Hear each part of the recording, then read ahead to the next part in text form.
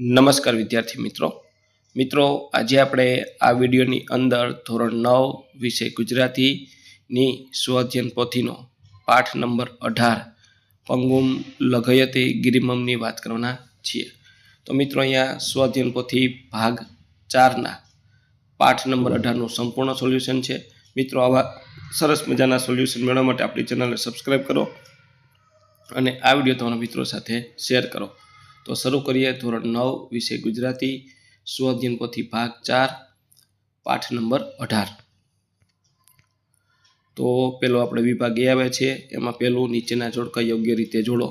તો પહેલાની સામે બ, બીજાની સામે ક, ત્રીજાની સામે અ અને ચોથાની સામે ડ। ત્યાર પછી પ્રશ્ન 2, નીચે આપેલા વિકલ્પમાંથી યોગ્ય વિકલ્પ પસંદ કરી ખાલી જગ્યા પૂરો। તો કૌંસમાં શબ્દ આપ્યા છે, એમાં પહેલી ખાલી જગ્યામાં બરેલી, પછી બીજીમાં CISF અને માઉન્ટ એવરેસ્ટની ઊંચાઈ 8,848 ફૂટ બરાબર। અને અરુણિમાએ એવરેસ્ટ સર કરવા માટે શેરપા એ મદદ કરી। નીચે આપેલા પ્રશ્ન એક વાક્યમાં ઉત્તર લખો। પહેલું, અરુણિમાએ કેવો સંકલ્પ કર્યો? હું પર્વતારોહણ કરીશ એવો સંકલ્પ કર્યો। બીજો, પંગુમ લઘયતે ગિરિમમ રેખાચિત્રના લેખક તો હેતલ નાયક। ત્રીજો, આ અરુણિમા રાત્રિના અંધકારમાં કેટલા કલાક ટ્રેક પર પડી હતી? અંધારામાં 7 કલાક ટ્રેક પર પડી હતી। ચોથું, એવરેસ્ટ સર કરનાર પ્રથમ ભારતીય મહિલા તો એવરેસ્ટ સર કરનાર પ્રથમ મહિલા બચેન્દ્રી પાલ હતા। ત્યાર પછી પ્રશ્ન આવે છે એટલે કે 1-2 વાક્યમાં જવાબ લખવાનો પ્રશ્ન છે, એમાં બચેન્દ્રી પાલ અને અરુણિમાએ વચ્ચેના સંવાદનું વર્ણન કરો। બચેન્દ્રી પાલે સમજાવ્યું, અરુણિમા, તારા વિચારથી કે તારા શબ્દથી તે એવરેસ્ટ સર કરી લીધું છે, પણ તું સાબિત કર કે તું આવા શરીરે એવરેસ્ટ સર કરી શકે છે। બીજું, ડૉક્ટર ને નર્સમાં માનવતા કેમ જાગી? ઓપરેશન કરી અરુણિમાનો પગ કાપવો પડે તેમ હતો, પરંતુ બરેલી હોસ્પિટલમાં લોહી કે એનેસ્થિયાની સગવડ નહોતી। અરુણિમાએ ડૉક્ટરને કહ્યું, તમે મારા ભલા માટે મારો પગ કાપશો તો હું સહન કરી લઈશ। આ અગવડતા જોઈને ડૉક્ટરને નર્સમાં માનવતા જાગી। ત્યાર પછી નીચેના પ્રશ્નોના 8 થી 10 વાક્યમાં ઉત્તર લખો। એમાં પહેલું, લાખો નિરાશામાં અમર આશા છુપાય છે, આ વિધાન પાઠને આધારે સમજાવો। તો પંગુમ લઘયતે ગિરિમ પાઠમાં આ વિચાર ખૂબ સુંદર રીતે રજૂ થયો છે। આ પાઠમાં કહે છે, જો માનવીમાં દ્રઢ ઈચ્છા શક્તિ, આત્મવિશ્વાસ અને આશા હોય તો અશક્ય લાગતા કાર્ય પણ કરી શક્ય બની જાય છે। શારીરિક કે માનસિક અશક્તિ હોવા છતાં પણ માણસ પ્રયત્ન છોડતો નથી, ત્યારે મોટા પર્વતો સામે મુશ્કેલીઓ પણ પાર કરી શકે છે। નિરાશા માનવીને હાર માનવા તરફ દોરી જાય છે, પરંતુ જો તે હિંમત રાખે તો એ જ નિરાશા આશામાં બદલાઈ જાય છે। પાઠના સંદેશ મજબૂત સતત પ્રયત્ન, આશા, આત્મવિશ્વાસ માનવીને સફળતા તરફ લઈ જાય છે। આ રીતે કહી શકાય, લાખો નિરાશામાં અમર આશા છુપાય છે। આ વિધાન આપણને શીખવે છે કે મુશ્કેલ સમયમાં પણ આશા છોડવી નહીં, કારણ કે આશા માનવીને આગળ વધવાની શક્તિ આપે છે। ત્યાર પછી હિંમત, ધૈર્ય, સાહસિકતા અને આત્મસન્માન જેવા ગુણોને આધારે અરુણિમાનું પાત્ર લેખન કરો। અહીંયા આ રીતનો એનો જવાબ છે, તમે ધ્યાનપૂર્વક વાંચી લેજો। અરુણિમા આત્મવિશ્વાસનું જીવંત જાગતું ઉદાહરણ છે। તે વોલીબોલની રાષ્ટ્રીય કક્ષાની રમતવીર છે। CISFમાં જોડાવા માટે ઇન્ટરવ્યૂ આપવા માટે પદ્મત એક્સપ્રેસમાં નીકળી હતી। ટ્રેનમાં તેની ચેઇન ખેંચવાનો પ્રયાસ કરતા તે બદમાશો સામે ને લડત આપે છે, ઝઝૂમે છે। એકલીને અસહાય અરુણિમાએ બદમાશોને ટ્રેનની બહાર ફેંકી દીધી। સામેથી આવતી ટ્રેન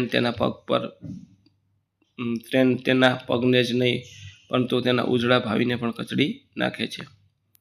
આ રીતનો સંપૂર્ણ જવાબ છે।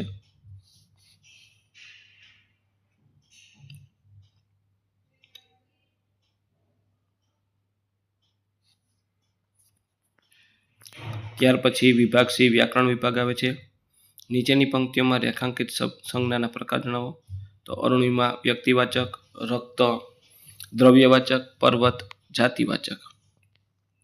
મિત્રો, વિડીયો સારો લાગ્યો તો લાઇક, શેર અને સબસ્ક્રાઇબ કરવાનું ભૂલવાનું નથી। આ ઉપરાંત મિત્રો આ પાઠની PDF મેળવવા માટે આપણે ડિસ્ક્રિપ્શન બોક્સમાં આપણી શાળા શિક્ષક એપ્લિકેશન લિંક આપી છે, ત્યાંથી તમે શાળા શિક્ષક એપ્લિકેશન ડાઉનલોડ કરીને આની PDF મેળવી શકો છો. અને ખાસ ચેનલને સબસ્ક્રાઈબ કરો. 34મું નીચેના શબ્દના અન્ય સાચા સમાનાર્થી શબ્દ. કૃષ્ણ તો કાનજી અને શ્યામ. પર્વત ડુંગર ગિરી. ભાગ્ય નસીબ કિસ્મત. મિજબાની ઉત્સવ દાવત. સંસાર દુનિયા જગત. ત્યાર પછી સંધિ છોડો ઉત્સાહ. પર્વતારોહણ વિકલાંગ હેમખેમ 3 જ છે. ઉત્સાહ પર્વતારોહણ ને વિકલાંગ આ રીતની. ત્યાર પછી 36મું નીચે આપેલા શબ્દના સમાસ ઓળખાવો. હેમખેમ તંત્ર સંકલ્પ શક્તિ તત્પુરુષ. નવજીવન કર્મધાર્ય.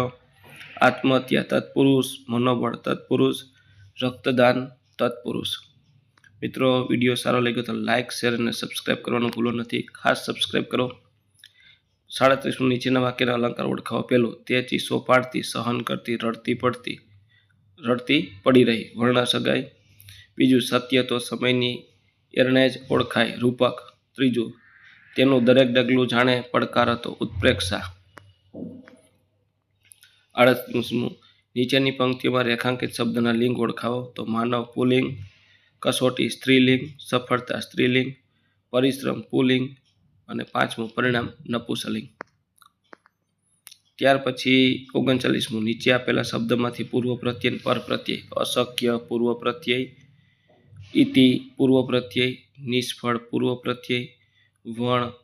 મૂંઝવણ પર પ્રત્યય. વર્ગીય પર પ્રત્યય. સ્વસ્થતા પર પ્રત્યય. ત્યાર પછી 40મું નીચેના વાક્યોના કાળ ઓળખાવો. મારો પગ કપાયો હતો ભૂતકાળ. સૌએ એને અભિનંદન આપ્યા ભૂતકાળ. અરુણિમાએ એશિયાનું એવરેસ્ટ સર કર્યું ભૂતકાળ. તે નવા શિખરો સર કરી રહી છે વર્તમાન. ત્યાર પછી લેખન વિભાગ આવે છે. એમાં 41મું અર્થ વિસ્તાર. સફળતા જિંદગીની રસ્તરેખામાં નથી હોતી. ચણાયેલી ઇમારતો એના નકશામાં નથી હોતી. તો આ રીતનું થશે જવાબ. આ પંક્તિમાં પુરુષાર્થ પર ભાર મૂકવામાં આવે છે. વ્યક્તિની હસ્તરેખામાં સફળતાની રેખા હોઈ શકે, પરંતુ એ સફળતા મેળવવા માટે વ્યક્તિએ જિંદગીમાં પુરુષાર્થ કરવો પડે છે. પુરુષાર્થનું મહત્વ સમજાવવા ઇમારતનું દ્રષ્ટાંત આપ્યું છે. ઇમારતોનો નકશો કાગળ પર દોરી શકાય છે. આજના કોમ્પ્યુટર યુગમાં એનિમેશન પણ સુંદર ઇમારત દર્શાવી શકે, પરંતુ કાગળમાં દોરેલી ઇમારત નકશા કોમ્પ્યુટરમાં દર્શાવેલ એનિમેશનમાં રહી શકાતી નથી. એના માટે ઇમારત બાંધવી પડે છે અને ઇમારત બાંધવા માટે પુરુષાર્થ કરવો પડે છે. એમાં ધન બાંધકામ માટેની સામગ્રી મજૂરો વગેરે જે કંઈ જરૂર હોય એનો ઉપયોગ કરવો પડે છે. આમ જિંદગીમાં કોઈ પણ વસ્તુ મેળવવા માટે પુરુષાર્થ અત્યંત જરૂરી છે અને ઉદ્યમથી જ કાર્યો સિદ્ધ થાય. ત્યાર પછી બીજું નિબંધ છે. એમાં પહેલું પરિશ્રમ એ જ પારસમણી. તો આ નિબંધ તમારે લખવાનું છે. 42મું પરિશ્રમ માનવ જીવનની સફળતાનું સૌથી મજબૂત આધારસ્તંભ છે. પારસમણી સ્પર્શથી લોખંડ સોનામાં ફેરવે છે. તેવી જ રીતે પરિશ્રમ માનવીના જીવનને સામાન્યથી અસાધારણ બનાવે છે. ભાગ્ય કરતાં પરિશ્રમ વધારે મહત્વનો છે, કારણ કે પરિશ્રમથી જ માનવી પોતાના સપનાઓ સાકાર કરી શકે છે. ત્યાર પછી બીજો ફકરો છે. મિત્રો ખાસ વિડીયો સારો લાગ્યો તો ચેનલને લાઇક શેર અને સબસ્ક્રાઈબ કરવાનું ભૂલવાનું નથી.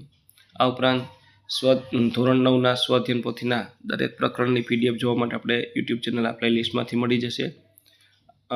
વિડીયો મળી જશે. આ ઉપરાંત તમારે PDF માટે આપણે ડિસ્ક્રિપ્શન બોક્સમાં આપણી શાળા શિક્ષક એપ્લિકેશનની લિંક આપી છે, ત્યાંથી તમને આ પાઠની PDF મળી જશે. આ રીતનો આપણો નિબંધ છે.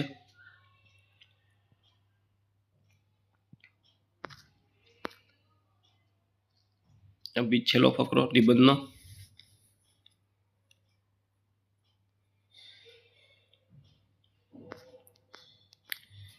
ત્યાર પછી બીજો નિબંધ છે. પરિશ્રમનું વિદ્યાર્થી જીવનમાં મહત્વ. તો મિત્રો આ પણ નિબંધ લખવાનો છે. છેલ્લો પ્રશ્ન છે આપણો નિબંધનો.